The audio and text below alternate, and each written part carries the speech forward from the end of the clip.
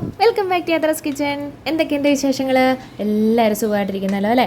അപ്പോൾ അതാ ഇന്നുണ്ടല്ലോ നമുക്കൊരു നല്ല അടിപൊളി ടേസ്റ്റി ആയിട്ടുള്ള ചിക്കൻ റോസ്റ്റ് തയ്യാറാക്കാം. അതിനായിട്ട് നമ്മുടെ കടായി നടപ്പത്തേക്ക് വന്നിട്ടുണ്ട്. അപ്പോൾ ഇനി അതിലേക്ക് നല്ല വെളിച്ചെണ്ണ ഇത്തിരി കൂടുതലായിക്കോട്ടെ, കുഴപ്പമൊന്നുമില്ല, റോസ്റ്റ് ചെയ്യാനല്ലേ, ഒഴിച്ചു കൊടുത്തിട്ടുണ്ട്. അപ്പോൾ ഇനി എന്താ പറയുക, ആ വെളിച്ചെണ്ണ ഒന്ന് ചൂടാക്കി വരുമ്പോഴത്തേക്കും ഉണ്ടല്ലോ ഇഞ്ചി വെളുത്തുള്ളി പച്ചമുളകൊക്കെ ഒന്ന് തയ്യാറാക്കി വെക്കണം. പിന്നെ പോയിട്ട് നമ്മുടെ എണ്ണ ചൂടായി വന്നപ്പോഴത്തേക്കും നല്ല കടുകൊക്കെ അങ്ങോട്ട് ഇട്ട് കൊടുത്തിട്ടുണ്ട്. പട്ടേന്ന് അങ്ങോട്ട് പൊട്ടുന്നുണ്ട് കേട്ടോ. അപ്പോൾ അതൊന്ന് പൊട്ടി വന്നതിന് ശേഷം നമ്മുടെ ഇഞ്ചി വെളുത്തുള്ളി പച്ചമുളക് ഇത്രയും കൂടെ അതിൻ്റെ അകത്തോട്ടങ്ങ് ഇട്ട് കൊടുത്തോളുക. നമ്മൾ ഓൾറെഡി അരിഞ്ഞ് വെച്ചിട്ടുണ്ടല്ലോ അത് തന്നെ. അപ്പോൾ ഇങ്ങനെ അരിഞ്ഞ എന്നാന്ന് വെച്ചിട്ടുണ്ടെങ്കിൽ പെട്ടെന്ന് മൂത്ത് കിട്ടും. അപ്പോൾ നന്നായിട്ട് മൂപ്പിച്ചെടുക്കുകയാണെങ്കിൽ നല്ല ടേസ്റ്റും ഉണ്ടാവും, കഴിഞ്ഞു പോകാതിരുന്നാൽ മതി. അപ്പോൾ ഈ ഒപ്പം തന്നെ വേണമെങ്കിൽ ഇത്തിരി കറിവേപ്പിലയും കൂടി ആവാം, പക്ഷേ ഞാൻ ഇട്ട് കൊടുത്തിട്ടില്ല, പിന്നീടാണ് ഇട്ട് കൊടുത്തത്. അപ്പോൾ എങ്ങനെ പോയാലും ഇതിനെ നമുക്കൊന്ന് നന്നായിട്ട് ഇളക്കി മൂപ്പിച്ചൊന്ന് എടുക്കാം. അപ്പോൾ ഞാൻ പറഞ്ഞല്ലോ, അത്യാവശ്യം എണ്ണയൊക്കെ ഒഴിച്ചു കൊടുത്തിട്ടുള്ളതുകൊണ്ട് തന്നെ മൂത്ത് വരാനായിട്ടും നല്ല സെറ്റപ്പായിട്ടൊക്കെ നമുക്ക് കിട്ടും. അപ്പം നമ്മുടെ ഇഞ്ചിയും വെളുത്തുള്ളിയൊക്കെ ഒന്ന് മൂത്ത് വരുന്ന സമയം കൊണ്ട് നമുക്ക് നമ്മുടെ 2 സവോള, നല്ല മുഴുത്ത സവോളയായിരുന്നു, അതുകൊണ്ട് ഇത്ര ഉണ്ടായിരുന്നു, അല്ലെങ്കിൽ ഒരു 3 സവോളയോളം എടുക്കേണ്ടി വരും കേട്ടോ. അപ്പോൾ മുഴുത്ത സവോള ആയതുകൊണ്ട് 2 ഞാൻ എടുത്തിട്ടുള്ളൂ. അപ്പോൾ അതൊന്ന് കുനുകുനാന്ന് എന്ന് വെച്ചാൽ അങ്ങനെയല്ല കേട്ടോ, തീർത്ത് കുനുകുനാന്നല്ല, കണ്ടാൽ തന്നെ മനസ്സിലാവുമല്ലോ, ഇത്തിരി കട്ടി കുറച്ച്, അത്യാവശ്യം കട്ടിയുണ്ട്, ആ രീതിയിൽ നമുക്കൊന്ന് അരിഞ്ഞെടുക്കാം കേട്ടോ. അപ്പോൾ അതൊന്നിട്ട് വഴറ്റണം. അപ്പോൾ അതിലേക്ക് ഈ സവോള വഴന്ന് വരാൻ എളുപ്പത്തിന് വേണ്ടിയിട്ട് ഒരു നുള്ളു ഉപ്പ് ചേർക്കാവുന്നതേ ഉള്ളൂ കേട്ടോ. അപ്പോൾ അതാ നമ്മൾ ഒരു നുള്ളു ഉപ്പും കൂടി ഇതിനോട് ചേർത്തിട്ടുണ്ട്. അപ്പോൾ പിന്നെ ഉണ്ടല്ലോ, നമ്മൾ എടുത്തിരിക്കുന്ന വെളുത്തുള്ളി എന്ന് പറയുന്നത് 1 കുടം വെളുത്തുള്ളി ആയിരുന്നു എടുത്തിരുന്നത് കേട്ടോ. ഒരുമാതിരി മുഴുത്ത വെളുത്തുള്ളി ആയിരുന്നു. എത്ര അല്ലി ഉണ്ടെന്നൊന്നും ഞാൻ നോക്കിയില്ല, 1 കുടം വെളുത്തുള്ളി. അപ്പോൾ 1 കിലോ ചിക്കനാണ് നമ്മളിവിടെ എടുത്തിരിക്കുന്നത്, നാടൻ ചിക്കനാണ്. അപ്പോൾ എന്താ പറയുക, ഇഞ്ചി നമ്മൾ ഒരു വലിയ കഷ്ണം എടുത്തിട്ടുണ്ടായിരുന്നു. അതുപോലെ പച്ചമുളകാണെങ്കിൽ ഒരു 4-5 പച്ചമുളക് എടുത്തിട്ടുണ്ട്. അതൊക്കെ അവനവൻ്റെ ഇഷ്ടമാണ്, എരിവിനനുസരിച്ച് ചേർക്കുക എന്നുള്ളത് കേട്ടോ. അപ്പോൾ അതാ നമ്മുടെ സവോള ഒന്ന് ഏകദേശം ഒന്ന് ആയിട്ടുണ്ടായിരുന്നു. എന്നാലും ഒരു എന്താ പറയുക, നമ്മൾ ഒരുമാതിരി പച്ചയല്ല, എന്നാൽ ഒരു നല്ല ബ്രൗണിഷ് കളർ ആകുന്നിടം വരെ ഒന്ന് ആയിക്കോട്ടെ എന്ന് കരുതിക്കൊണ്ട് അതൊന്ന് അടച്ചു വെച്ചിട്ടുണ്ടായിരുന്നു. അപ്പോൾ ഒന്ന് തുറന്ന് നോക്കിയപ്പോൾ ഏകദേശം ഒന്നായി വന്നിട്ടുണ്ട്. എന്നാൽ പോലും നന്നായിട്ടൊന്നുകൂടെ ഇളക്കി കൊടുക്കേണ്ടതുണ്ട് കേട്ടോ.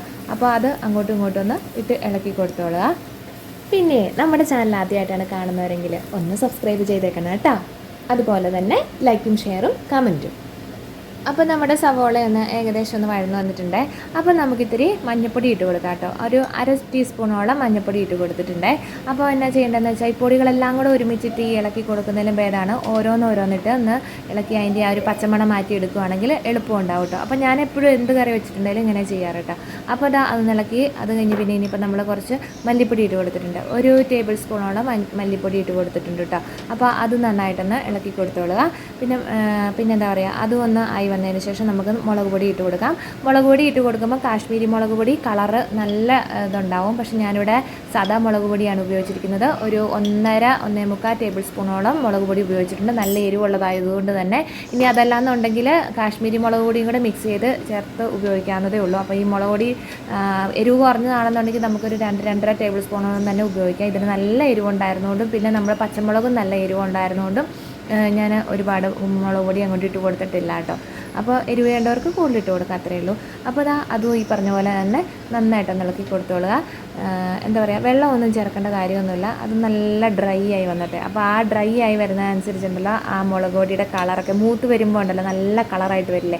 അപ്പോൾ അതൊന്ന് മൂത്ത് വന്നിട്ടുണ്ട്. ഇനി എടുത്തിരിക്കുന്നത് എന്താണെന്ന് വെച്ചിട്ടുണ്ടെങ്കിൽ 2 തക്കാളി, ഒരുമാതിരി വലിയ തക്കാളി ആയിരുന്നു കേട്ടോ. അപ്പോൾ അതുകൂടെ നമ്മളൊന്ന് ഇട്ട് കൊടുത്തിട്ടുണ്ട് കേട്ടോ. അപ്പോൾ അത് നന്നായിട്ടൊന്ന് ഇളക്കി കൊടുത്തോളുക. ചെറിയ കുത്തലൊക്കെ ഉണ്ടാവും, എന്നാണെന്നറിയാം, നമ്മൾ വെള്ളം ചേർത്തിട്ടില്ല. അത് തന്നെയല്ല, ഈ മുളക് പൊടി നല്ല മൂത്ത് ഇങ്ങ് വന്ന് കഴിയുമ്പോൾ അതിൻ്റെ അകത്തോട്ട് ഇതിട്ട് കൊടുക്കുമ്പോഴത്തേക്കുണ്ടല്ലോ ചെറുതായിട്ട് ചുമലും ചീറ്റലും ഒക്കെ ഉണ്ടാവാൻ സാധ്യതയുണ്ട്. അതൊന്നും മൈൻഡ് ചെയ്യാൻ പോകണ്ട. ഇനി നമുക്ക് നല്ല കറിവേപ്പിലയും കൂടി അങ്ങോട്ട് ഇട്ട് കൊടുക്കാം. ഇത്തിരി കൂടുതൽ അങ്ങ് ഇരുന്നോട്ടെ, നല്ലതല്ലേ, കറിവേപ്പില നല്ല രുചിയുള്ള സംഭവമല്ലേ, അതുകൊണ്ട് തന്നെ കറിവേപ്പില കുറച്ച് കൂടുതലിട്ട് കൊടുത്തിട്ടുണ്ട് കേട്ടോ. അപ്പോൾ നമുക്കതൊന്ന് ഇളക്കി കൊടുക്കാം. അതുപോലെ തന്നെ നമുക്കുണ്ടല്ലോ ഈ തക്കാളിക്ക് ആവശ്യമായിട്ടുള്ള ഒരു 1/2 ടീസ്പൂണോളം ഉപ്പ് കൂടി ഇട്ട് കൊടുത്തിട്ടുണ്ട്. അപ്പോൾ ഘട്ടമായിട്ടാണ് കേട്ടോ ഉപ്പിട്ട് കൊടുത്തിരിക്കുന്നത്. കാരണം സവോളയ്ക്ക് തക്കാളിക്ക് കാരണം വെച്ചാൽ ഒരുമിച്ചൊക്കെ ഇട്ട് കൊടുത്തിട്ടുണ്ടെങ്കിൽ ചിലപ്പോൾ എങ്ങനെയാവുമെന്ന് പറയാൻ പറ്റത്തില്ല, അതുകൊണ്ടാട്ടോ ഇങ്ങനെ ഇട്ട് കൊടുത്തത്. അപ്പോൾ ഇതൊന്ന് ഏകദേശം നന്നായിട്ടൊന്ന് ഇളക്കിയൊക്കെ കൊടുത്തിട്ടുണ്ട്. ഇനിയിപ്പോൾ നമുക്കൊന്ന് തട്ടിപ്പൊത്തിയുണ്ടല്ലോ ഒരു ഇച്ചിരി നേരം ഒന്ന് വേവിക്കാനായിട്ട് വെക്കാം. അതായത് നമ്മുടെ ആ തക്കാളി ഒന്ന് ഒരുപാടങ്ങ് അലിഞ്ഞു പോവണ്ട, എന്നാൽ ഒരു മീഡിയം തരത്തിൽ ഒന്നായി വരുന്നിടം വരെ, അതിൻ്റെ തൊലിയൊക്കെ ഒന്ന് ഏകദേശം നമുക്ക് മനസ്സിലാവും, അത് പതുക്കെ ഒന്ന് പൊളിഞ്ഞ് വരുന്നിടം വരെ. അപ്പോൾ അതൊന്ന് അടച്ച് വെച്ചിട്ട് ഒരു 2-3 മിനിറ്റ് കഴിയുമ്പോഴത്തേക്കൊന്ന് തുറന്ന് നോക്കിക്കോളാം. അപ്പോൾ അത് കണ്ടോ, അതിൻ്റെ എണ്ണയൊക്കെ, അതായത് നമ്മൾ ഈ നന്നായിട്ട് എണ്ണ ഒഴിച്ച് കൊടുത്തിട്ടുണ്ടായിരുന്നല്ലോ, അപ്പോൾ അതുകൊണ്ട് തന്നെ അത് ഇത്തിരി ഊറി വരുന്നുണ്ട്. അപ്പോൾ ഒന്നുകൂടെ ഒന്ന് ഇളക്കി കൊടുത്ത് ഒന്നുകൂടെ അടച്ചു വെച്ചോളാം. ഒരു 2 മിനിറ്റ് അത്രേ ഉള്ളൂ, 1-2 മിനിറ്റ്, അത് കൂടുതൽ ആവശ്യമില്ല.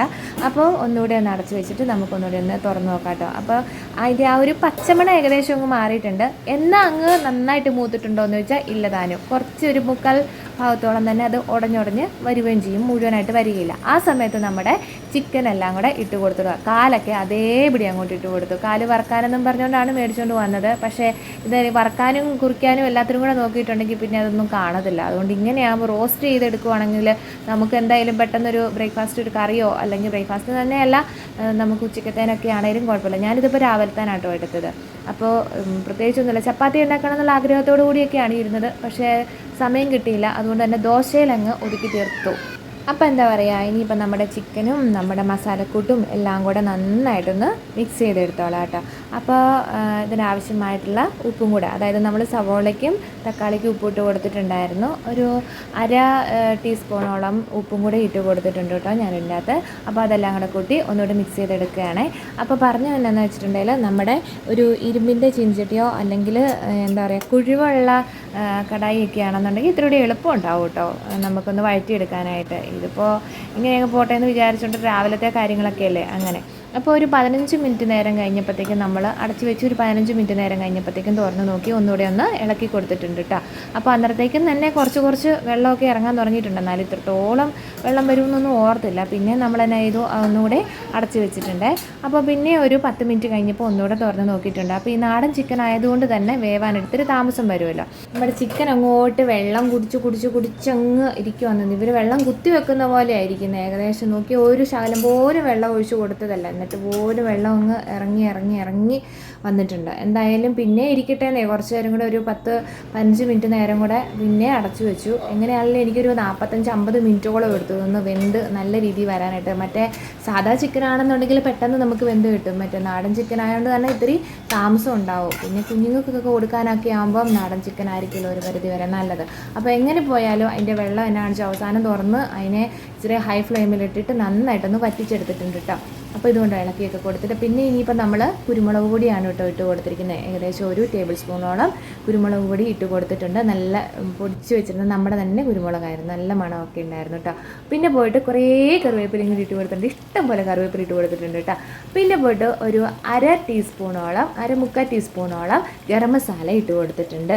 അത് നമ്മൾ വീട്ടിൽ പൊടിച്ചതായതുകൊണ്ട് തന്നെ നല്ല ആയിരുന്നു. ഇനിയിപ്പം വെളിയിൽ നിന്നൊക്കെ വാങ്ങിക്കുന്നതാണെന്നുണ്ടെങ്കിൽ കുറച്ചുകൂടി ഇട്ട് കൊടുക്കേണ്ടി വരും കേട്ടോ. അപ്പോൾ ഇനി ഇതെല്ലാം കൂടെ കൂട്ടി നല്ല അടിപൊളിയായിട്ട് നന്നായിട്ടൊന്ന് മിക്സ് ചെയ്തെടുത്തോളുക. ഇപ്പം തന്നെ അത് ഇളക്കുമ്പോൾ ഉണ്ടാകുന്ന ആ ഒരു മണമുണ്ടല്ലോ, എന്നോ നല്ല മണമാണെന്നറിയാവോ. എങ്ങനെ പോയാലും നല്ല ടേസ്റ്റാണ് കേട്ടോ. അപ്പോൾ ഇതാ വീണ്ടും ഇളക്കി അതെല്ലാം കൂടെ ഒന്ന് മിക്സാക്കി നല്ല എന്താ പറയുക നല്ല വരട്ടി. ഇനിയിപ്പോൾ ഇത്തിരി തേങ്ങാക്കൊത്തൊക്കെ ഇഷ്ടമുള്ളവർക്ക് വേണമെങ്കിൽ ഇട്ട് കൊടുക്കാം. ഞാൻ ഇതിൻ്റെ അകത്തൊന്നും ഇട്ട് കൊടുത്തിട്ടില്ല. എന്തായാലും തേങ്ങായെ തൊടിയിച്ചിട്ടേ ഇല്ല. അത്യാവശ്യം എണ്ണ നമ്മൾ അത്യാവശ്യം നല്ല ആവശ്യത്തിനും മിച്ചത്തിനും കൂടെ എണ്ണ ഒഴിച്ച് കൊടുത്തിട്ടുണ്ട്. ഹെൽത്ത് അത്ര നല്ലതൊന്നും അല്ല ഇങ്ങനെയൊക്കെ നമ്മൾ എണ്ണ ഉപയോഗിക്കുന്നത്, അല്ല വല്ലപ്പോഴും ഒക്കെ ആകുമ്പോൾ കുഴപ്പമൊന്നുമില്ലല്ലോ. അപ്പോൾ ഇതാ നമ്മുടെ ചിക്കനെ നന്നായിട്ട് വരട്ടി നല്ല അടിപൊളിയായിട്ട് എടുത്തിട്ടുണ്ട്. ഇനി ഇതിൻ്റെ കൂടെ നല്ല ചപ്പാത്തി, എനിക്ക് ഭയങ്കര ഇഷ്ടമാണ് ചപ്പാത്തി ഇവിടെ കഴിക്കാനായിട്ട്. എന്തായാലും അടിപൊളി രുചിയാണ്, നല്ല ടേസ്റ്റാണ്. അപ്പോൾ ഈ വീഡിയോ ഇഷ്ടമെങ്കിൽ ലൈക്ക്, ഷെയർ, സബ്സ്ക്രൈബും കമൻറ്റ് ചെയ്യാനായിട്ട് മറക്കണ്ട. ടാറ്റാ.